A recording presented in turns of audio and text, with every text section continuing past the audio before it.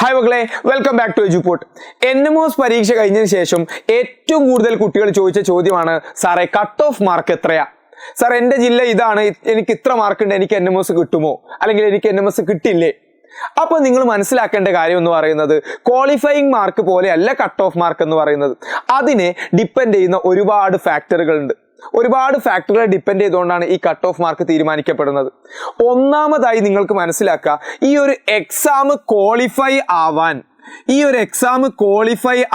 നിങ്ങൾക്ക് 72 മാർക്ക് മതി. Okay, 72 mark കിട്ടിയിട്ടുണ്ടോ നിങ്ങൾ ക്വാളിഫൈ ആവും. അതെന്ത് കണക്കാണ് സാറേ? അതിൻ്റെ കണക്ക് പറയുന്നത് 40% ഇൻ മാറ്റ്, അതായത് മാറ്റിലെ 40%, 36 മാർക്ക്, 40% ഇൻ സാറ്റ് അഥവാ സാറ്റിലുള്ള 36 മാർക്ക്.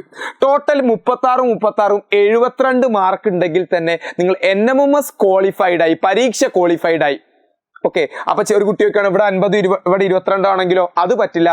മിനിമം 2ലും 36 മാർക്ക് വെച്ച് കിട്ടണം. അത് റിസർവേഷനുള്ള കുട്ടികൾക്ക് മാറ്റം ഉണ്ടാവും. ഓക്കെ, അങ്ങനെയാണെങ്കിൽ പിന്നെ എന്താ സാറേ 72 കിട്ടിയ എല്ലാ ആളുകൾക്കും സ്കോളർഷിപ്പ് കിട്ടാത്തത്? എക്സാം ക്വാളിഫൈ ആയ എല്ലാവർക്കും സ്കോളർഷിപ്പ് കിട്ടൂല. അവിടെ നിങ്ങൾ വേറൊരു കാറ്റഗറി നമ്മൾ പറയും, എലിജിബിൾ ഫോർ സ്കോളർഷിപ്പ്. ആരാണ് എലിജിബിൾ ഫോർ സ്കോളർഷിപ്പ്?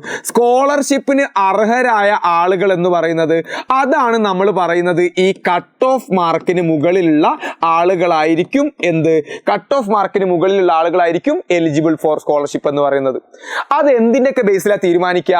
ഒന്ന് നമുക്ക് പറയാം, നമ്പർ ഓഫ് സ്റ്റുഡൻസ്. ഒരു ജില്ലയിൽ നിന്നും എത്ര കുട്ടികൾ എഴുതുന്നു എന്നത് എന്ത് ചെയ്യും? ഈ കട്ട് ഓഫ് മാർക്കിനെ ബാധിക്കും. രണ്ടാമത്തെ ഫാക്ടർ എന്ന് പറയുന്നത് ലെവൽ ഓഫ് ക്വസ്റ്റ്യൻ പേപ്പർ നല്ല ഹൈ ലെവൽ ആയിരുന്നു എന്നുണ്ടെങ്കിൽ കട്ട് ഓഫ് കുറയും. ക്വസ്റ്റ്യൻ പേപ്പർ സിമ്പിൾ ആകുന്ന സാഹചര്യങ്ങളിൽ ക്വസ്റ്റ്യൻ പേപ്പർ എന്ത് ചെയ്യും? അല്ലെങ്കിൽ കട്ട് ഓഫ് മാർക്ക് കൂടും. ഇനി സിംപ്ലി അടുത്തൊരു പ്രധാനപ്പെട്ട ഭാഗമാണ് ക്യാൻസലേഷൻസ് എന്ന് പറയുന്നത്. അഥവാ എത്രത്തോളം ചോദ്യങ്ങൾ ക്യാൻസൽ ആവുമോ അത്രത്തോളം കട്ട് ഓഫ് മാർക്ക് എന്ത് ചെയ്യാറുണ്ട്? സാധാരണ കൂടാറുണ്ട്. അപ്പൊ നമുക്ക് എപ്പോഴാണ് അത് അറിയാൻ പറ്റുക? ഇനി ഗവൺമെന്റ് ഒരു സാധനം പുറത്തുവിടും, that is provisional answer key. ഇപ്പൊ നിങ്ങൾ പല സ്ഥലങ്ങളിൽ നിന്നും എന്ത് ചെയ്തിട്ടുണ്ടായിരിക്കും? ആൻസർ കീ കണ്ടിട്ടുണ്ടായിരിക്കും. ഗവൺമെന്റ് ഒഫീഷ്യലി എന്ത് ചെയ്യും? ഒരു പ്രൊവിഷണൽ ആൻസർ കീ അയച്ചു തരും. എന്നിട്ട് പറയും, ഇതാണ് ഞങ്ങളുടെ ആൻസർ കീ. അപ്പൊ ചില കുട്ടികൾ പറയും, ഇതിന്റെ ഉത്തരം ഇങ്ങനെയും വരാമല്ലോ. അതിനെ പലരും ചലഞ്ച് ചെയ്യും. അതും കൂടി കൂട്ടിയിട്ട് ഒരു ഒഫീഷ്യൽ ആൻസർ കീ വരും. അപ്പോഴേ നമുക്ക് എത്രത്തോളം ക്യാൻസലേഷൻസ് വന്നു എന്ന് കൃത്യമായിട്ട് പറയാൻ പറ്റുള്ളൂ. അങ്ങനെ പറയുമ്പോഴേ ഈ കട്ട് ഓഫ് മാർക്ക് എത്ര വരുമെന്ന് നമുക്ക് കൃത്യമായിട്ട് ഐഡന്റിഫൈ ചെയ്യാൻ പറ്റുള്ളൂ.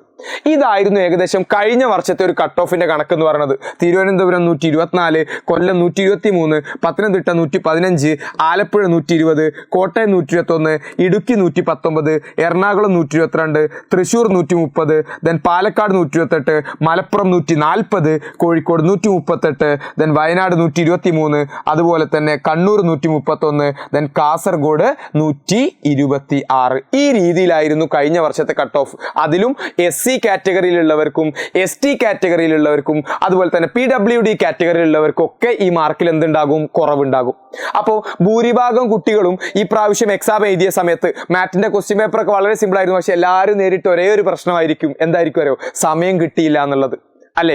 അപ്പൊ അത്തരത്തിലുള്ള ഫാക്ടറുകളൊക്കെ നമുക്ക് ഇതിനെന്ത് ചെയ്യും? ബാധിക്കും. എല്ലാ കുട്ടികൾക്കും സമയം കിട്ടാത്ത, അല്ലെങ്കിൽ ഭൂരിഭാഗം കുട്ടികൾക്കും സമയം കിട്ടാത്ത പ്രശ്നം ഉണ്ടായിട്ടുണ്ടാവും. അപ്പൊ എല്ലാവരുടെയും മാർക്ക് അതിനനുസരിച്ചായിരിക്കും വരിക.